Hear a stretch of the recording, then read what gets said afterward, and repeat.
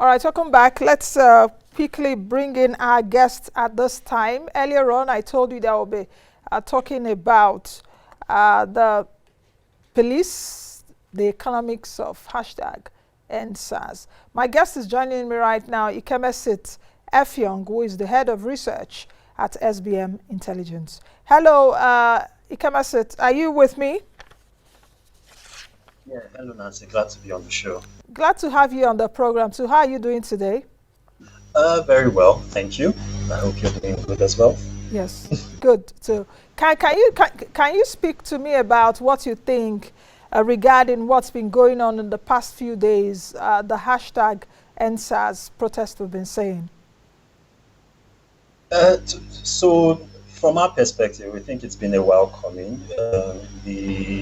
The sector of police, of brutality, and the rising spate of incidents involving police officers and uh, their, their treatment of everyday Nigerians is a situation which has endured for a while. So this is not a very new phenomenon in terms of a timescale perspective. What has happened this time is that certain forces have collided to ensure that people's patience with official efforts at instituting police reformers has essentially fell away. And so, first, we have social media, which has proven over the years a very potent tool of political and social organization. You've got the mass proliferation of smartphone technology, which ensures that people are able to better document and record incidents where police officers interact with regular people in ways which are less than flattering, and then you have a political environment where, for the better part of 3.5 to 4 years, people have gradually lost their patience with government efforts, not just as instituting police reform, but in terms of the government executing on its economic agenda, its socio-political agenda.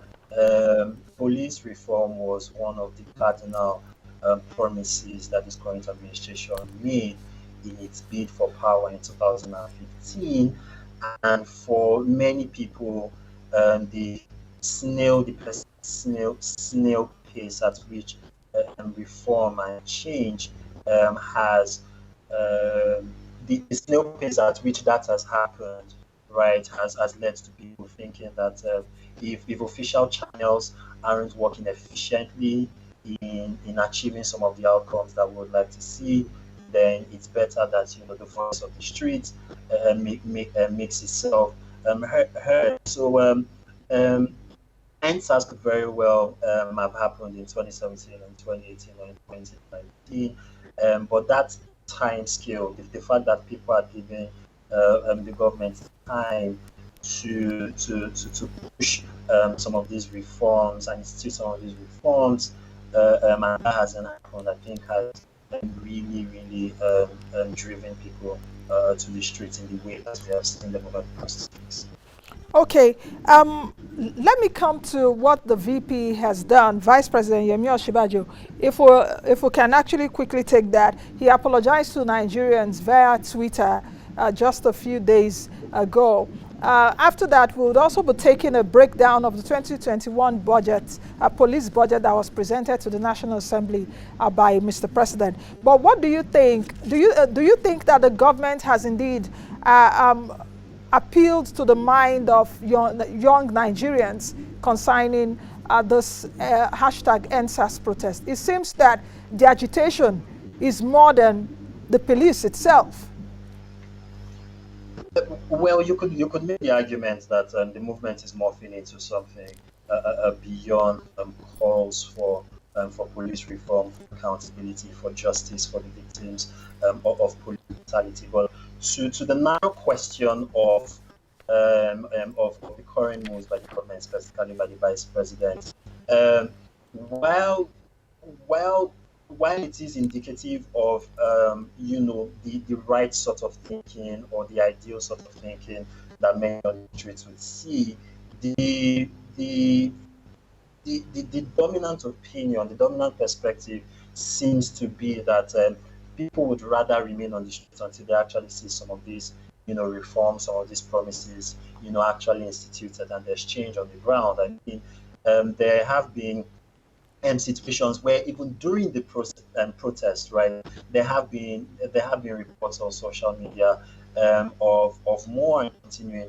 police brutality. And so for many people, if they are on the streets protesting, and then the things that they would like to see change are still occurring, then an apology and indications of moves around increasing police funding, around better training practices and methods. The Inspector General of Police came out with a series of guidelines yesterday with respect to what the entry requirements for the proposed SWAT unit, which is supposed to replace the sergeant, would be for people, for many people, for many young Nigerians, right? All of these are still words, they are still, platitudes. And we were here in 2017, we're here in 2018 with promises of police reforms. We were here, in the middle of last year, right, with respect to this. And so a lot of young Nigerians on the street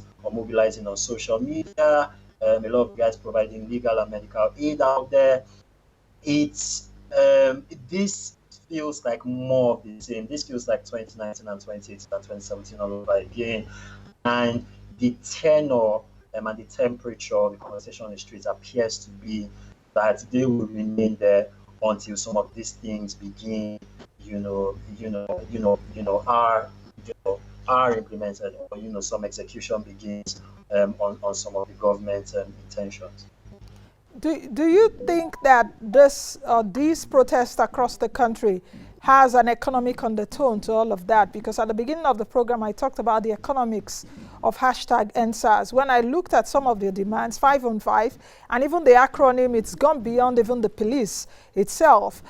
Young people are saying that they want electricity, they want good roads, they want a better living. If you take a look at the demography of even those protesting, at least an average of between 15 to 35 years, though older people also have joined. You see parents also joining their children. Those that have at least lost lives or lost their loved ones to police brutality are also part of the protest. So do you think that they are more economic, or the undertones there are more economically inclined?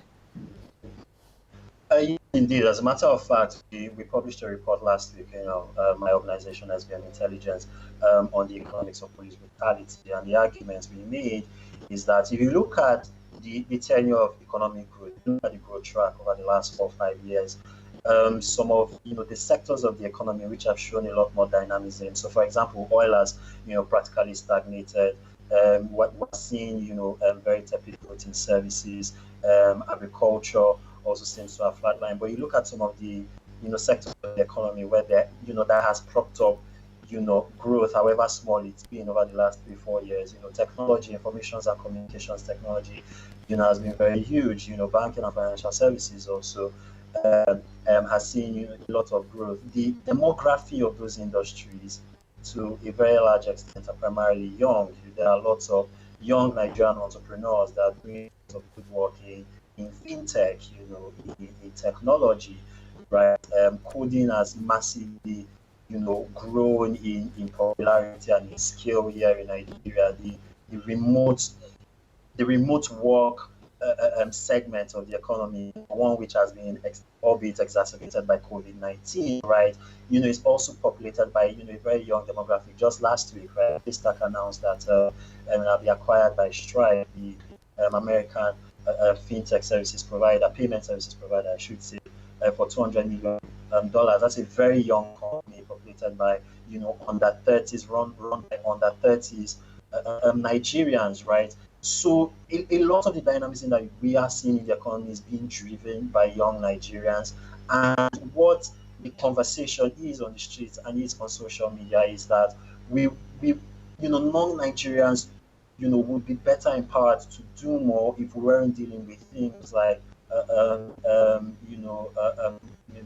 police brutality, right? You could be picked up on the streets, you could be driving home after a very long day from work, and an encounter with a police officer could change your life, right?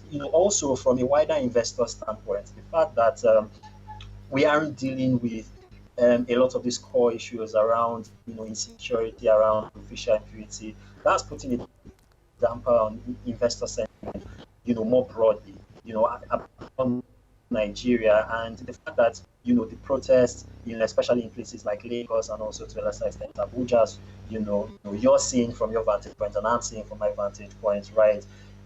Is in a way shutting down significant segments of the economy in order to drive home a point, right? Now, would we like to have gotten to this point in order to make our voices heard? The ideal answer to that would be no. But the point is, for many young Nigerians, years of social media activism, years of making representations to the National Assembly, years of pushing through, campaigns such as the Not Too Young to Run bill and all of that hasn't led to that tipping point where the body language for policymakers is one of reform and not one of taking the status quo. And that, in the end, is what has pushed a lot of young Nigerians to the street. And so the economic question of the protest is a very, very important one to be had. For a lot of us young Nigerians would rather just that we are left to our devices and we continue to create the economic value which will provide jobs, which will in the end contribute to wider economic growth, and hopefully get Nigeria out of the current economic malaise it's in. But that's not going to happen if people aren't free to meet when they want to dress or speak however it is they want, and to continue to be subjected to this very subjective profiling mechanism, which has been at the heart of many incidents of police brutality against young Nigeria. So the economics is worth watching, and I think the economics is a very important part of the conversation. Separate from the wider social-political conversation. Driving and the entire protest and the provision of utilities, electricity, good education, appropriate road and rail infrastructure, also factors into that. So that's why that messaging is also coming through, out there on the streets. Now, let's stick with the economics a bit, because I'm also looking at it from that prism. Let's talk about hashtag NSAS and Paystack.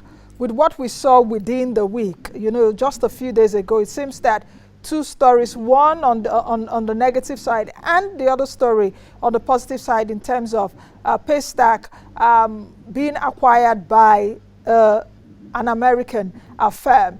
If you take a look at what's been happening concerning police brutality, you can imagine, let's say, a SARS person or a SARS official accosted, or I don't even know if he's had the experience, one of the founders of Paystack, and profiled him.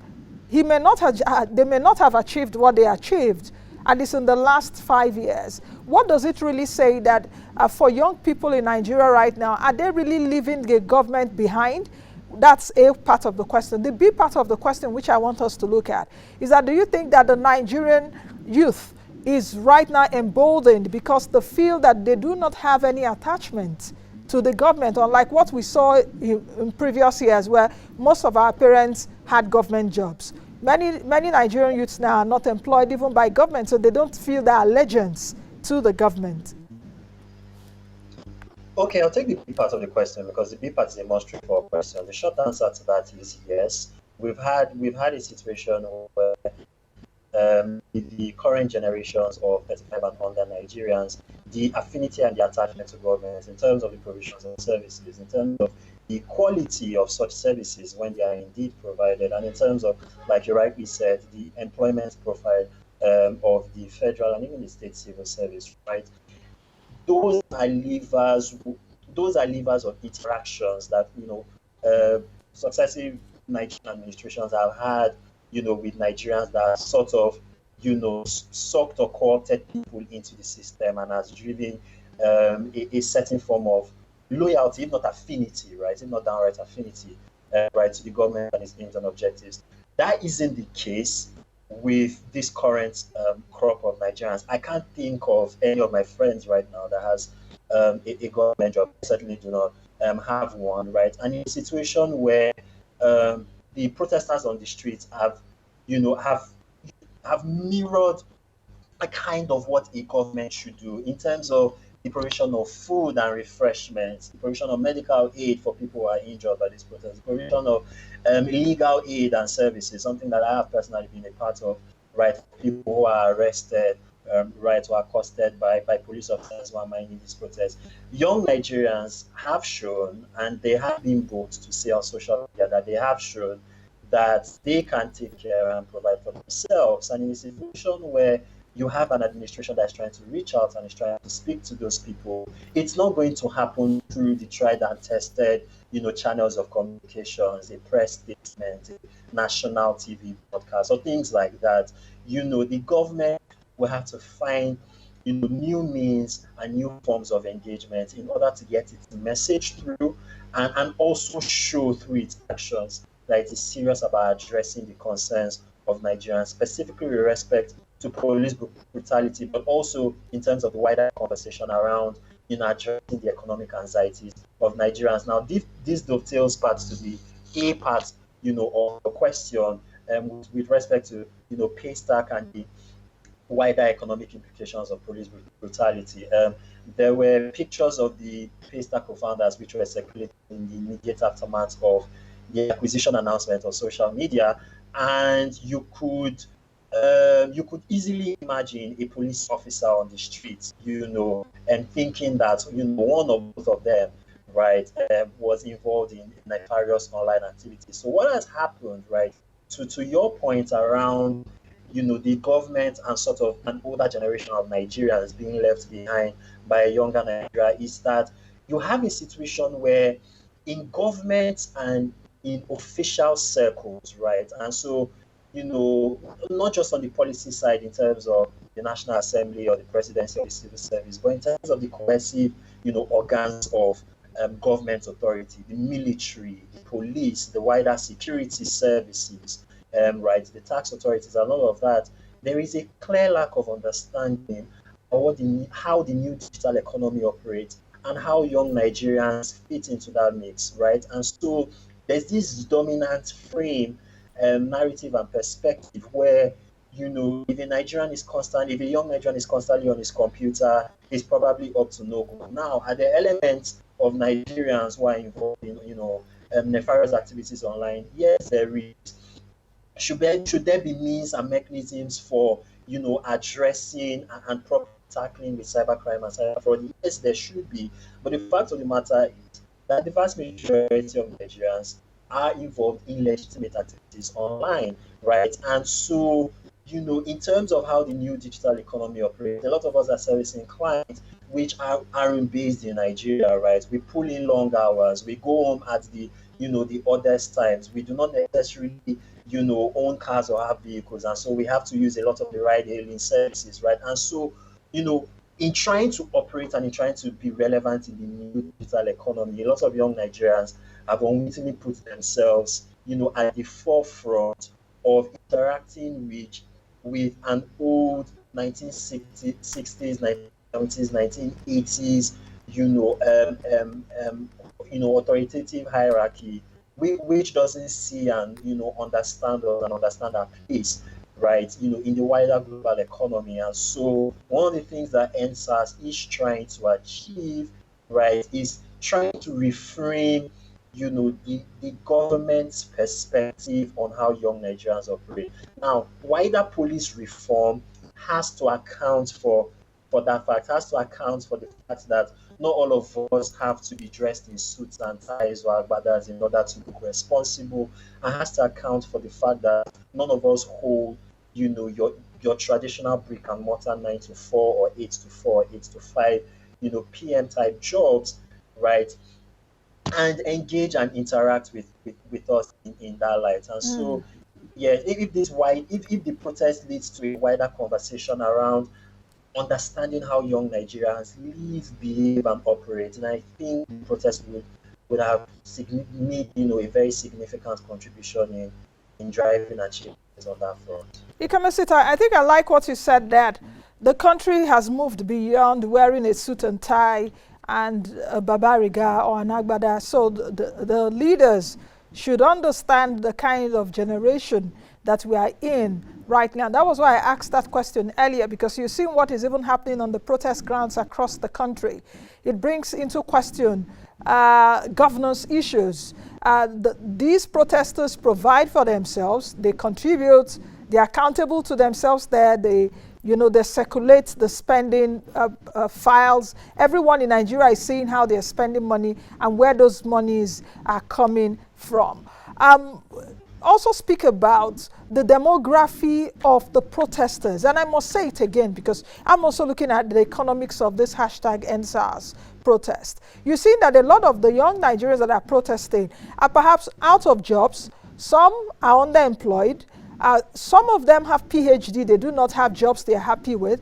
Some have gone to school, they have masters, they do not have jobs. So if you take a look at the policy issue, how can government quickly come in and take this moment in history and begin to solve the problems that we've always said over and over and over again, even before this administration? Yes, indeed. I think I should also tweak the demographic profile that you mentioned to also say there are people who are very qualified, right?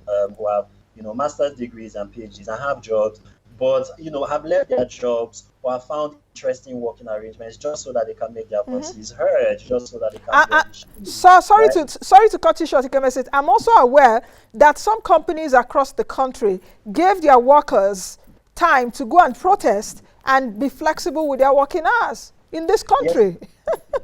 Yes, indeed. An accounting organization as one of the organizations, in that regard, right? So you're absolutely right. So think about the NBS unemployment numbers that came out in the middle of Q2 last year. In fact, the first unemployment numbers we had, right, in almost 2 years. The unemployment and the underemployment rather rates of Nigerians who have masters and PhDs and over is almost as high as that of blue collar Nigerians. And so when you look at the unemployment profile, right, of Nigerians all across the board, right, red lights and alarm bells are ringing, right? And the thing with how the government should come in and play right in this space is that from our perspective as SBM, right, we think that the government is doing too much in the wrong places and too little right in the right places, right? And so co-opting big business and the private sector, reducing the top line embodying of taxes, levies, and charges, encouraging more Nigerians to start businesses, encouraging already existing businesses to scale, because what we have seen is that government policy has put a lead on sort of what the expansion capacity of Nigerian businesses are, because you'd find that in certain sectors, right, once you tip over a certain number of employees, there's a certain regime of taxes and levies that apply to you, which a lot of Nigerian entrepreneurs and business people find, onerous and an unnecessary burden. And so people deliberately keep their companies light, and keep their employment numbers down. And when you consider the fact that the vast majority of Nigerians are employed by businesses, with a size of 50 persons or under, as a government, you need to put in the right policies to encourage businesses to grow and to flourish. You need to do more in terms of infrastructure. You need to cut down on the size of government. The generational paradigm of a guaranteed employment for life in government has passed. We can't afford it. Our budget deficit is rising. We're borrowing to fund the budget. 60% of which, 60% or more in a given year of which, right, is recurrent expenditure. That can't continue, right? So government needs to free up resources in those places and those spaces it's playing, in power and in education and in lots of all of these other places. Government needs to cut down the size of the exclusive legislative list to encourage states to better determine what arrangements work for them, because the policy imperative, of a Nigerian like me here in Lagos is markedly different from that of, a Nigerian in Yola or in Kebbi, in Gusau or in Uyo, right? So government needs to get its hand out of a lot of those pies. Just allow Nigerians get on with it, and provide and provide, appropriate road and rail and water infrastructure and deal with power, and all of that stuff. And so the private sector has a very huge part to play in this. And from my dealings with a lot of business leaders, young, and old, you get the sense that people will want to chip in and do a lot more. But the current policy environment doesn't encourage entrepreneurship. Okay. Despite what the government says, it doesn't. We need to change that. Okay, Ikemesit, let's talk about the attention that this hashtag NSAS is gaining across the world. Twitter's Jack Dorsey tweeted hashtag NSAS. Twitter even went beyond that to change their retweet button to green, in alliance with what the protesters are doing right now. You've seen other figures around the world, Wesley Snipes and some other figures are tweeting the hashtag NSAS. Also, the protesters have gone ahead to launch an online radio called Sorosoke, which is Speak Up in Yoruba. The Igbos will call it Kusiokwike, that is Speak Up. I don't know what the Hausas call it right now. But what does all this really mean? And do you think that government is taking this moment in history to actually take a look at, come on, there is a paradigm change or there is a paradigm shift. How do we assuage the minds of the youth? That's one. The second part also is that how long will this protest continue? Are the protesters also being strategic? Because I've heard them say that is a leaderless protest. They do not have a leader. So that it is not seen in days to come, perhaps like a carnival, than more of a protest. Okay, so I'll start with the second question. Are they being strategic? It's hard to say. The thing is this, right? We are almost 2 weeks in to the anniversary of the first protest, and so far it's worked, right? And the classic, term of not disturbing the apple cart, right? And seems to have come into play here. Also, the fact that there has been a minor schism online in terms of who are the people who have been at the forefront of fighting to end police impunity, vis-a-vis those who have come in specifically as a result of this current moment in time with the NSAS campaign seems to have illustrated to a lot of Nigerians the need to keep this protest leaderless. Now, in terms of driving change on the policy side, so that we can begin to see movement in the National Assembly, in the Police Service Commission, within the Nigerian Police Force itself, we will need representatives, and that process is already happening. I think that people are falling into this slight error of trying to compare NSAS with sort of other historic moments in Nigerian history where there were clear leaders, right, that were able to drive change. In a situation where you are dealing with a government that seems bent on just isolating figures and negotiating with them in the back doors, that upsets the comfort level of a lot of people on the streets. And I think some of the people who have been at the forefront of driving the social media campaign, the online protesters we like to call it, and those who have been helping the logistical support on the ground clearly see that, and there's a clear commitment to keeping those protests leaderless for now. In terms of the wider paradigm, does the government recognize that this is an iconic protest? It's interesting because the NSAS campaign fits neatly into the wider global conversation around police brutality and the appetite of government authorities and government authority types to to drive wider institutional change. And so for so many of the celebrities, for so many, Nigerians in the diaspora, for so many African Americans and also people of African descent, in Europe, and in other parts of the world, they can relate to NSAS because it fits neatly with Black Lives Matter. It Matter. fits Yeah. neatly, with the BEAM movement, right, in the UK. It fits neatly with, other, campaigns around the world that are geared at achieving, broadly similar outcomes. And so, the endorsement from Jack Dorsey and from a lot of the celebrities, has helped in terms of, driving the fundraising and also keeping the eyeballs of the world, firmly fixed on this. Just as Ikemesit, let me also butt in here and to say that Aisha Buhari, the First Lady, has also urged action against insecurity. We also saw support from U.S. Black Lives Matter activists, just like you said earlier. But moving forward, let's take a look at the impact of bad policing and insecurity on the economy as we just have a few minutes to the end of the program. A former police IG did say that police has been underfunded by over 1.175 trillion naira from, I think, 2011 to 2015. I haven't checked the figures between 2015 and now, but I know that the police is still underfunded. If we take a look at what was allocated to the police in 2020, we had about 403.7 billion naira allocated to police commands and formations across the country.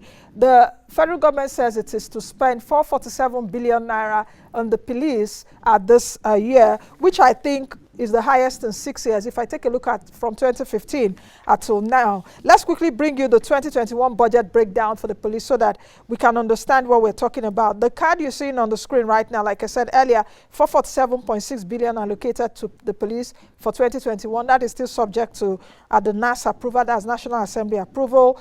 Personal expenses, 471.2 billion. That's for personnel expenses, not personal. 11.98 billion naira on capital expenditure, 18.4 billion naira on overhead expenditure. As interesting, there is 14.23 million for Mopo and SARS headquarters in Anambra. Now that the federal government has scrapped SARS, what will happen there? Will it move to the tactical SWAT team that has been created? 166 million for arms and ammunitions, 57.8 million naira for riot control equipment. Is it the kind of riot control equipment that we saw in the visuals earlier that the police were spraying? Was that tear gas or water on Nigerians protesting? 67.6 million naira for 1,000 bulletproof vests. So Ikemesit, can you just give me your own perspectives on some of these numbers? And I would also say that the Police Trust Fund was also established last year. The president signed it into law.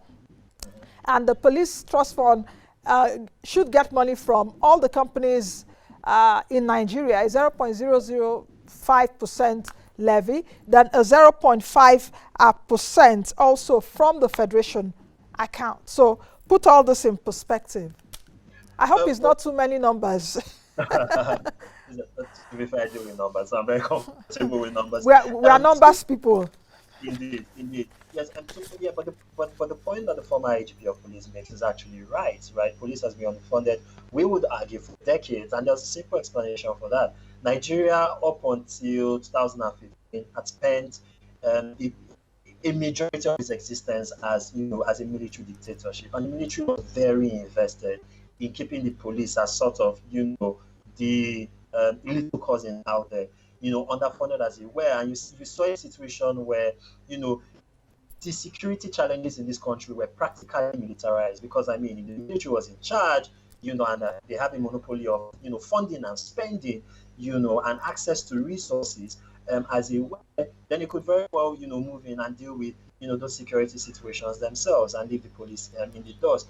So that sort of sibling rivalry has in a way operated to ensure that our police forces all across the country have been underfunded for decades.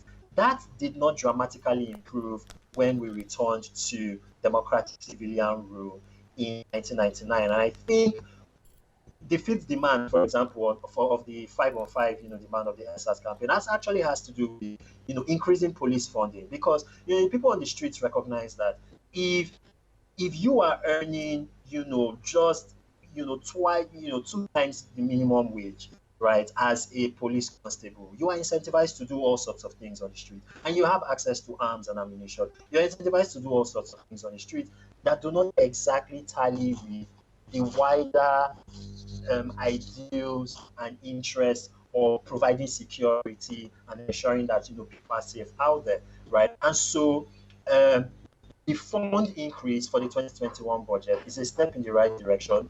We would like to see a long-term commitment. Say, so you present a multi-year plan to say, this is where we want to get the police budget up to, right? And get the buy-in of important political stakeholders in it, and also show more transparency. So the numbers breakdown, that as you've read out, is very good and very important, right? But the line item for personnel costs or the line item for the MOPO and SARS and tactical units, for example, what would those actually go into? The money for the riot gear, money for arms and ammunition, what exactly are we purchasing with those monies, right? Those are the kind of details we would like to see come through when the National Assembly, both in committee and also in plenary, begins to sit down and look at these numbers. Because right now, it's become very clear to young Nigerians and also to our mothers and parents and all those who are bought into the NSAS movement that we can't leave the matter of policing to the government alone.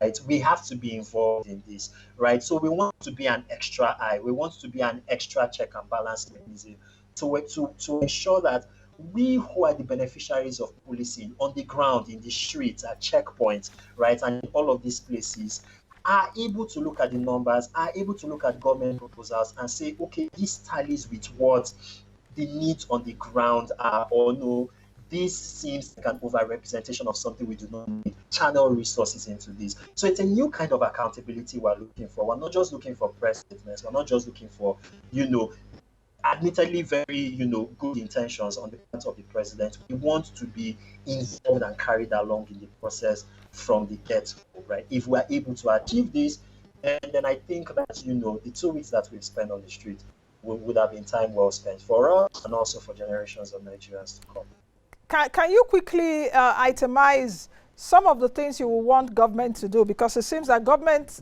to them, they have done enough that the protesters should listen to them. Are there things that government should do in case government is not taking note? There's a 5-for-5. Government has created a new team called SWAT. The states judicial panel. Some states have said they will not create also. Some states in the north have also said they support SARS. So what and what are they three? Let me just give you three. If you have more than three, fine. That government should do as fast as possible. Okay, so first and foremost, we think state policing should really be on the table. Policing needs vary dramatically, right? From state to state, right? The centralization of the police force that happened, right, in the 1970s, which is what's currently inherited, is unwieldy, is unsustainable, isn't working. Policing should be decentralized. Secondly, we think that those who have been at the forefront of current agitation, for instance, and even people who are professionals in this state, in this space, sociologists, historians, civil society, and all of that, should be involved in the conversation around police reform. Thirdly, the constitutional amendment process is, on the table, is imminent, right, and all of that. A conversation around policing needs to happen, right? There is a legal fight right now in the courts over the new Police Act 2020, which was signed into law, right, especially with respect to the recruitment of police constables. That's infighting that, we do not need, right? So the legal and the legislative issues around policing, right, needs to be resolved. Fourth, every SARS person who has, former operative in this case, who has been accused of overstepping their powers or has been accused of being involved in one form of police, brutality or impunity or the other, should be brought to justice. The justice is very necessary.